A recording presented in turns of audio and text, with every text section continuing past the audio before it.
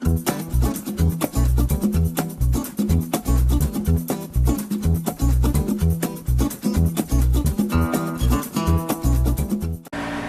a while back I talked about this this job I had, this telemarketing job I had. Crap job. And I talked about some of the unique individuals that worked in this place. I guarantee that's the only place I ran into people like this. And as I said before, this particular office, which I didn't know what I was getting into until I got there, but this particular office, you had people that had actually been somewhere in life and had slid through the cracks of society and landed here. And on the other end of that spectrum, you had people that were lower than dirt, and this was actually a step up for them. And then a couple of people like me sprinkled in the middle that were just trying to make a check. And I've mentioned one of the people that had actually been somewhere and slid through the cracks of society before. I brought up Terry. And the Sarah Michelle Gellar is Stealing My Bits video. He was the guy that said he actually wrote the original short story that inspired Star Trek, and it was stolen from him. And so I thought, well, I'm going to talk about, I thought every now and then I'd put out something about some of these folks. And since we brought up Terry before, I'll tell you a little bit more about Terry. And people that knew him back in the day, as they say, he had actually done quite well in the oil industry and was making some decent money. And of course, you go back to like late 70s, early 80s, the oil industry was hurting.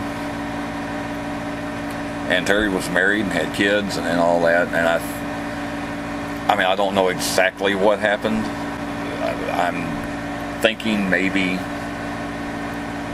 his wife saw that things were kind of coming apart at the seams. All I know is his wife just jumped up one day, took the kids with her, and left.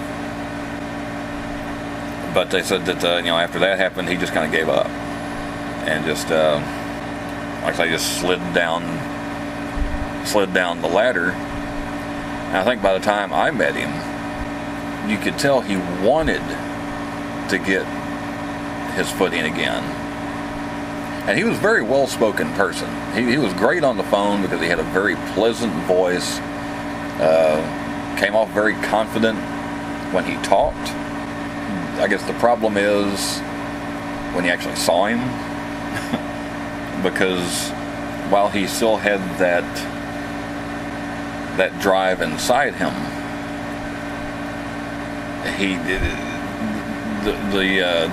the carpet didn't match the drapes, so to speak. So that's not a good way to put that. The picture didn't match the audio, I guess would be a better way to say that. He would go to the Salvation Army. He never did laundry. He would go to the Salvation Army and he would buy like 3 shirts and 3 pairs of pants. And he would alternate them, but he would just wear the shirt and the pair of pants until they were just so filthy and nasty they were rotting off of him, and then he would throw it away. And once one got so bad that he just couldn't wear it anymore, he'd throw it away. He'd go get another one and start the process again.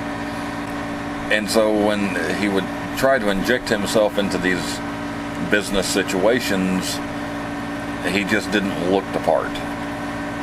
He may have sounded the part, but he did not look the part.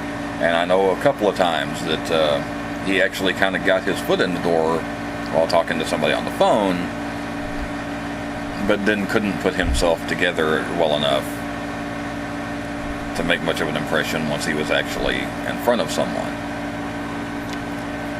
And that's the bad thing about it. I think if he had actually found somebody to be a little bit of a financial backer for some of these ideas, he might have actually gone somewhere.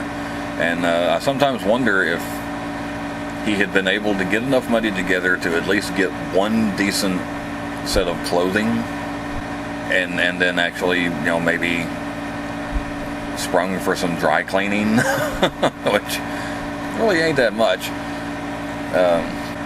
Maybe he could have got back somewhere, but And like I say all of this, maybe knowing too much about him, which also affected the way I looked at him, because he did some really disgusting things. I mentioned the thing with the clothes, but some of the stuff that he would eat. There was a little grocery store right down from our office, and it usually closed about 6:30. It was, like I say, we're right there on the edge of the bad part of town, and it was really not a place that wanted to stay open very far past dark. Well, they had a little deli in there, and they'd sell like hot dogs and stuff like that. Well, he would go down there right before they closed, because they were pretty good about, if they were about to close, they would try and empty out their deli. And they'd sell stuff really cheap, or if you bought one of something, they'd give you two of them. Well, he come back up there. He went down to that store, came back into the office, and he said, I went down there and ordered a hot dog. They gave me 2 hot dogs and 1 bun. I was like, hey, that's a pretty good deal. He unwrapped it, and the hot dogs, the weenies, whatever you want to call them, were gray. Not just a little off. They didn't look a little old. They were gray. And I was like, well, Terry, that's why. That's why they were trying to get rid. They were afraid those were going to get up and walk away if they didn't give them to somebody. But he would eat stuff like that. Another time he came in and he just brought some stuff from home for supper, and he brought a gallon jug of milk, and he had milk with his supper. Well, of course, I would ride with the person that ran the office, and so we were always the first ones there, always the last ones to leave. Right before we left, I noticed that he had left his milk when he didn't take his milk with him, and we were like, uh-oh. I was like, well, there's, it's less than half, and he'll have to throw that away tomorrow. So he come back in the next day, and he rolls in long about the time everybody else did, and he walks through the door, and he's got his box of cereal and his bowl and his spoon, and he goes back there and pours his bowl of cereal, grabs that milk that's been sitting on that shelf all night long, pours that milk over that cereal, that room temperature milk, and just sits there and eats his bowl of cereal and puts the cap back on the milk, sits it back up on the shelf. And wow. And then he was always talking about, my tummy hurt. And I was like, dude, I'm surprised you've got a stomach left with some of the stuff you eat. And well, one of the things I was gonna started to pin on him.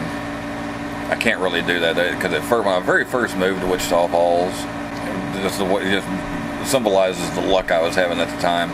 Lived there about 3 weeks. My car broke down, and it took me a couple of weeks to get it going. Of course, I was stretched out for cash as it was, because this was not the opportunity that was presented to me and all that. But I, asked him to give me a ride like 4 blocks down, 4 blocks back to get a part or something.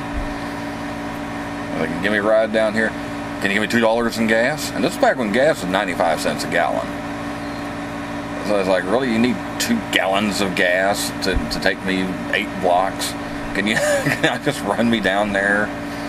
And I mean, it's every time, but I found out everybody did that. Everybody was, can you give me gas? Can you give me some gas?